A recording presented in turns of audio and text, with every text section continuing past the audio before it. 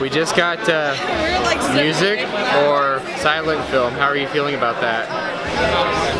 Hard to say.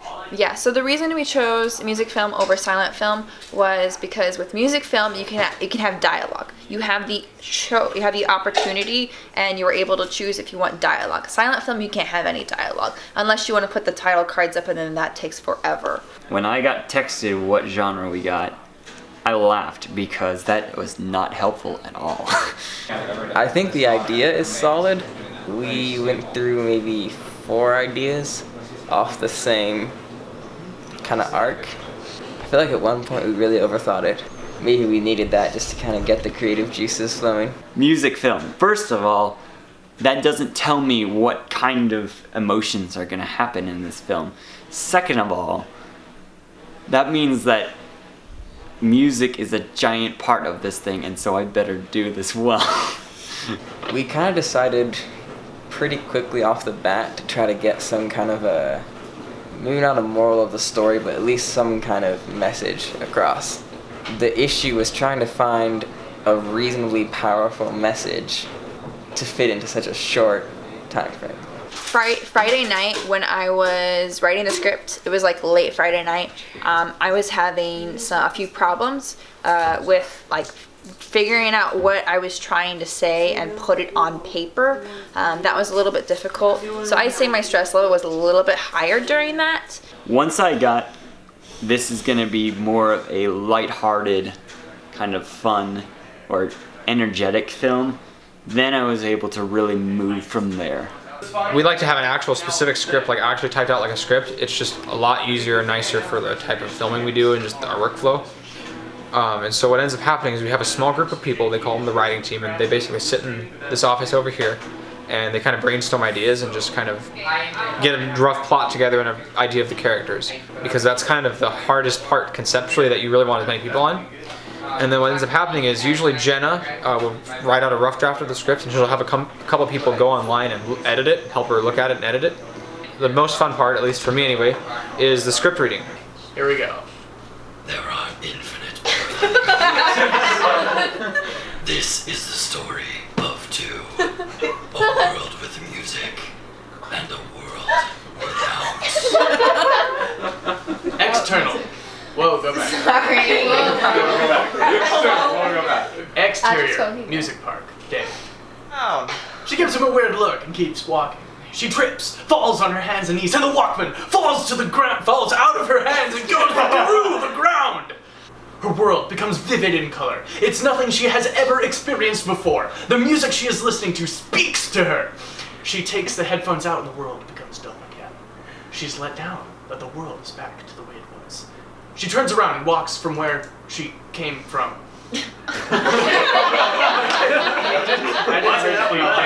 Passes a guy selling and promoting a hot dog shop wearing a hot dog suit. Come to Tomatoes Doggos, Michael grills the best dogs. Her two friends are sitting at a park bench. Emily! She hits the unlock button and Casey grabs the Walkman out of it and runs away. The other two girls follow. Jeff sees what is happening, forgets his conversation with Helen, and chases after them. Cheyenne, stop! Helen is left in confusion. The girls stop after a turn, catching their breath. Casey hands the Walkman to Cheyenne. Dad appears. It was just really entertaining, and I think just kind of a highlight for people. For the 48-hour film project this year, I wrote and directed. So I wrote the script, and then I had a few people go through it. And then for directing, I directed the actors and made sure everything was happening how I wanted it to be with the vision that we had through the story. We are currently headed to our first location, which is in Waterworks Park. This is kind of in the back side of the park, kind of further away from the main road because it's a ways back. And the gates were actually closed, so that's why we're all walking on this road here. We're shooting in the shade, so that way when the sun changes angles, it doesn't really affect the shot as much. And David's camera does really well in low light, so I think we're good there. Like, it's great having like enough people that everybody can have kind of their own job. I've taught them all how to do everything, so hopefully most of them remember that, or at least can help each other remember it. Yes, I now know how to do everything. Yes, exactly. Oh, so you're basically like, you're basically Jared Sackett then. You know how to do everything, or at least a better way of how to do everything. So everything that's not the way that Jared Sackett does is in fact the wrong way. Are we putting this online? Not that part. The script supervisor. It maintains continuity throughout the film, so it keeps track of the positions of actors, props, and the like. Make sure that the editor and the director knows exactly where they are, so that when they're cutting the film together, they try to minimize continuity problems. A short this length, self-consistency, I think, is probably like the biggest thing you have to aim for. If it doesn't make sense within itself, then you're not in a very good position, I shouldn't think. I acted in it. I played a supporting character. I was also in charge of hair and makeup, which we didn't end up needing a whole lot of because we were outside and it was very casual. And then I also was in charge of getting props and stuff for people. So props was the one behind, backstage that I ended up doing a lot more of. So I got costumes and other things that we needed, like the cassette tape from Mrs. Sackett. So this cassette tape has wrapping on it, as in it's never been used. It's like freshly new. I just find this hilarious that we have this sitting around the house. Can you explain to our Gen Yers out there what a cassette tape is? A cassette tape is what people used before we had iPhones and iPods. How does this go in there? Does it go in this way? Other way around. I never remember. There you go. And it goes in like that. And then you can play music on it. You could even like record stuff with it. So this is like a CD. It's an old CD. What's a CD? Go home. And then the acting was a lot of fun. I liked working with Whitney, who I never met before, and Caitlin as well. She was very, very sweet. And overall, I'm very excited to see how it turned out. Very, very excited. I played the part of the interrupting mom who takes the dad on a conversation like all mothers do to their children and make them stay behind way longer than they want to. I was nervous because I am very excitable and like that, and wanted to make sure I toned it down enough, but I think it went okay. To get ready for the part, we were supposed to ad-lib, so I kept trying to get people to rehearse ad-libs with me, but they informed me that ad-libbing means that you can't practice that. So we did end up coming up with some dialogue though, and that was good. It was pretty good. We got our film shot faster than last year's video. I think we rushed some stuff at the end, which kind of tends to happen. I really just want to see how this ends up looking as we get the editing done, and I'm looking forward to dinner. It's really fun working with the people I have this year because this is AJ's and David's second year as my assistant director and DP. So having them do those jobs the second time working together, we had a lot less confusion, and we were able to explain what we were thinking to each other clearly. This is Josh Osterman's first year doing the music for us, and he's learned a ton with the program we like to use. Yeah, so my role has been pretty much exclusively making the music for the film. So using the software called Reaper, and using different MIDI tracks, and even making a few recordings to put inside a file that can then be put into the film with correct timing and with correct effects to go along with what's going on. I was the invisible overlord. I was in the world without music, and I was tired of not having any fun or vigor in my life, so I turned myself invisible and went over to the other world. There I saw a girl with a strange device, so I tripped her.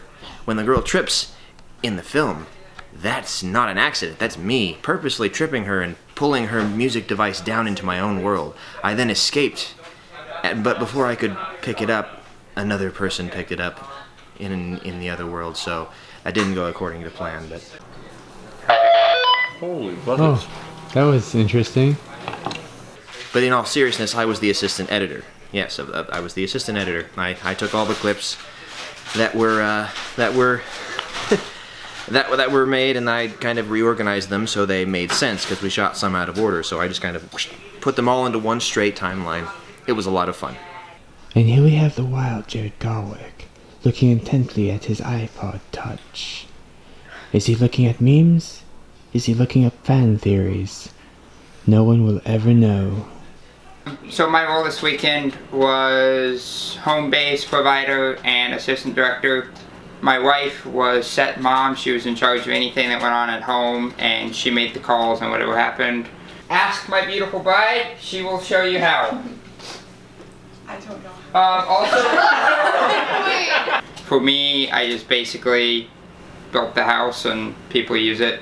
I was in charge of making schedules, making shot lists with David. I was also in charge of keeping everybody on time, on track, on schedule. Are you filming this? Have him have like a bunch extra in there. Hi! In his car. Are you taking pictures? No. Kind of keeping track of everybody, making sure they were enjoying themselves, but still getting what they need to get done. This film's more about parallel universes. I played both a banana salesman and a hot dog salesman. Different personalities. Banana was the positive one, being very enthusiastic about greeting their customers and trying to sell coupons for bananas, of course.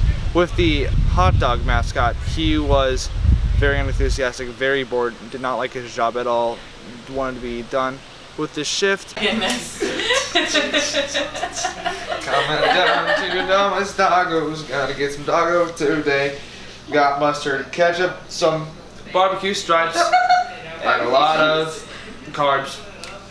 Trying to sell coupons when nobody would even take them. Nanners! Michael serves the best in town! Nanners? Nanners, get your nanners here! I think the biggest thing is just the fact that this is coming together. The biggest thing that I'll take away is just that I can do something like this. Coming in, 48 hours seems like just such a short time.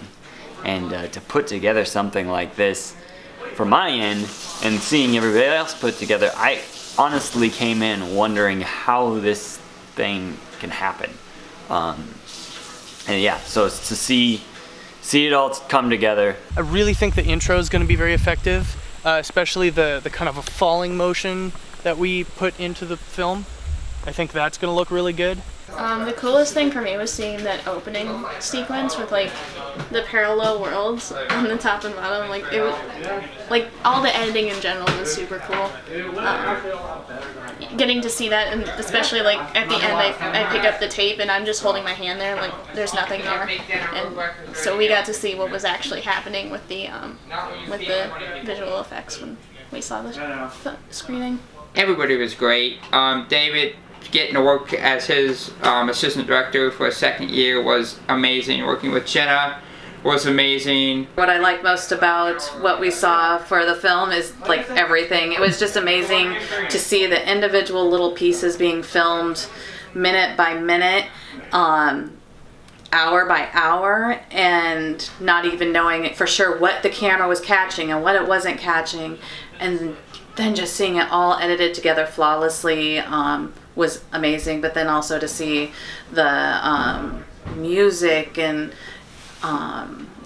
special effects added in, and just realizing how many different talents go into just one production. I really enjoyed just seeing it all come together. Honestly, a little bit before we started, I'm kind of thinking like, I don't know, I kind of want to take a break sometime soon. But it's one of those things where it's like once you actually do it again, it's like, okay, I remember why I really enjoyed this now, and I'm absolutely going to do it again next year. When it was all said and done, I mean, you fight, you push hard, you struggle, you don't sleep, you eat too much sugar trying to keep yourself awake, you drink way too much coffee, but then when you get to finally see that film on the screen, and when it all hits credits and everybody starts clapping, you just get that sigh of relief, and you know it was a success and that everybody's happy. So it was a good year.